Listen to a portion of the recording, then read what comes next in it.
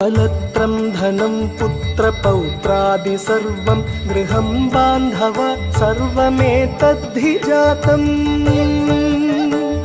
मनश्चेन्न लग्नं गुरोरङ्घ्रिपत्नी ततः किं ततः किं ततः किं ततः किम्।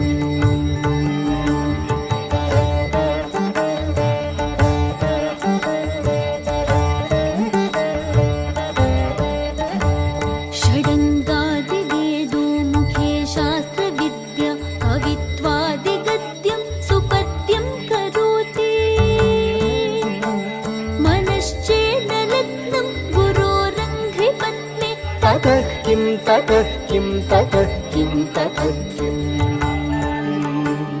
अलत्रं धनं पुत्रपौत्रादि सर्वं गृहं बान्धव सर्वमेतद्धि जातम्।